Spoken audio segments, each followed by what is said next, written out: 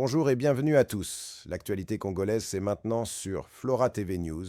Alerte maximale en République démocratique du Congo. La tension monte d'un cran dans l'est de la République démocratique du Congo et les projecteurs du continent sont braqués sur une nouvelle figure qui entre dans l'arène. Mokgweetsi Eric Keabetswe Masisi, 64 ans, cinquième président de l'histoire du Botswana, désormais facilitateur officiel pour la Communauté de l'Afrique de l'Est, EAC, et la Communauté de développement de l'Afrique australe, SADC.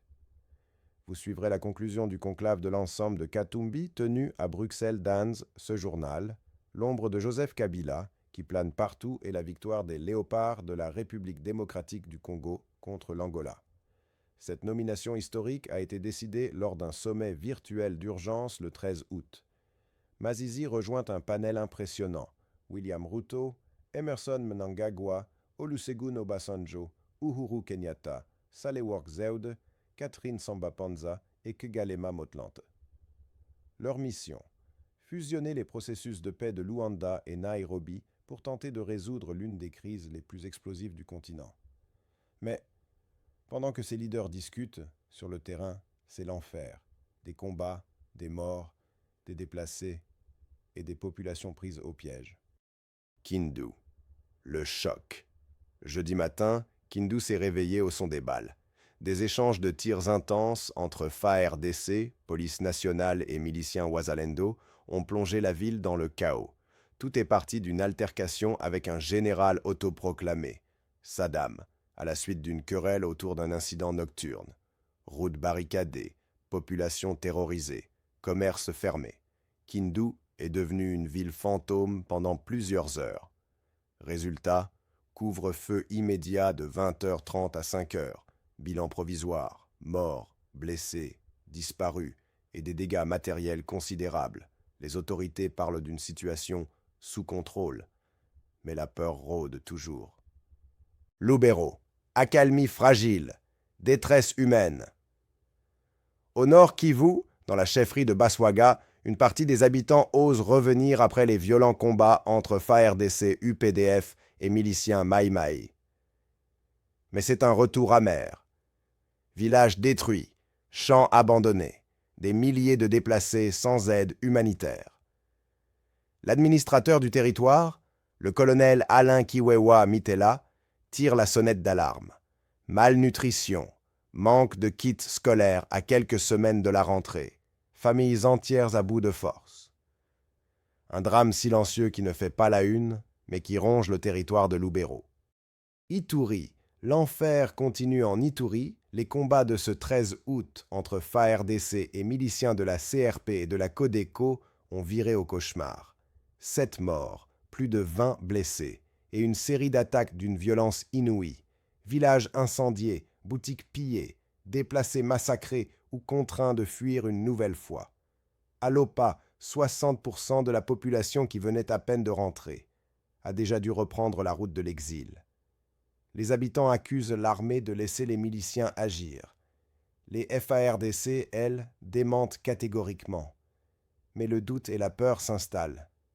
En résumé, d'un côté, des sommets internationaux où l'on nomme de nouveaux médiateurs.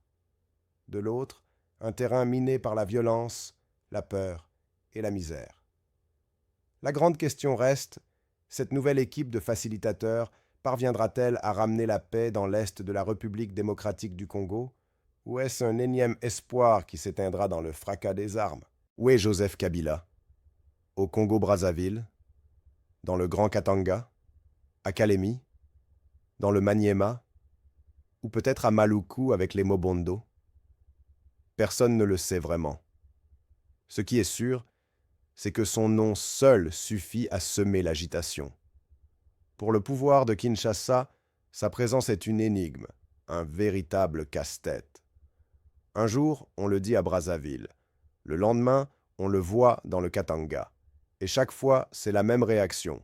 Panique dans les services de renseignement, tension dans l'armée, nervosité dans les hautes sphères du pouvoir. Joseph Kabila, un homme qui, même loin du pouvoir, continue de projeter une ombre immense sur la République démocratique du Congo. C'est la canne 2025. Les léopards rugissent et écrasent les Palancas Negras. À Casarani Arena, ce jeudi 14 août 2025, c'était un duel de titans. Et ce sont les léopards de la République démocratique du Congo qui ont frappé un grand coup, balayant l'Angola 2-0 et relançant leur rêve de qualification. Un gardien en état de grâce. Dès les premières minutes, Brudel Efongué sort les griffes. À la 11e, il repousse une frappe surpuissante de Barnabé Thomas. 2 minutes plus tard, il stoppe encore Mana. Les Angolais croyaient prendre l'avantage.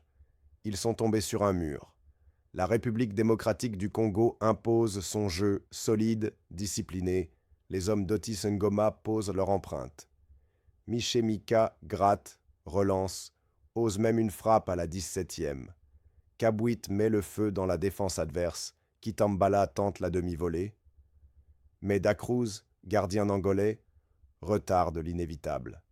La délivrance. 6e minute. Agé Bassiala dépose un coup franc millimétré sur la tête de Kitambala. 1-0 pour la République démocratique du Congo. 3 minutes plus tard, Efongué sauve encore les siens d'un arrêt réflexe de grande classe. Coaching gagnant. Ngoma lance Kazema et Mokonzi. Et à la 70e minute, Bassiala sert un corner parfait pour Mokonzi qui claque une tête imparable. 2-0, le stade explose. Forteresse inviolée. À la 73e, dernière alerte. Cafouillage, frappe dangereuse. Mais Efongué sort encore le ballon du pied gauche. Homme du match, gardien infranchissable. Classement. La RDC grimpe à la 3e place du groupe A avec 6 points, à égalité avec le Maroc.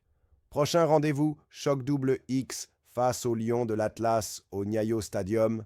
Objectif, victoire ou rien. Et vous, pensez-vous que la nomination de Mazizi changera réellement la donne? Voilà la situation brûlante à l'est de la RDC. Des décisions au sommet, des promesses de paix. Mais sur le terrain, les balles sifflent toujours et des milliers de vies restent suspendues à un fil. Que va-t-il se passer maintenant? Les facilitateurs réussiront-ils à imposer un vrai cessez-le-feu ou verra-t-on encore la région plongée dans un nouveau cycle de violence? Dites-moi dans les commentaires, croyez-vous à une solution politique ou pensez-vous que seule la force peut ramener la paix? Si vous voulez rester informé des développements, abonnez-vous et activez la cloche, car les prochains jours pourraient tout changer. Ici sur Flora TV News, on décrypte l'actualité sans filtre et on ne vous cache rien. On se retrouve très vite pour la suite.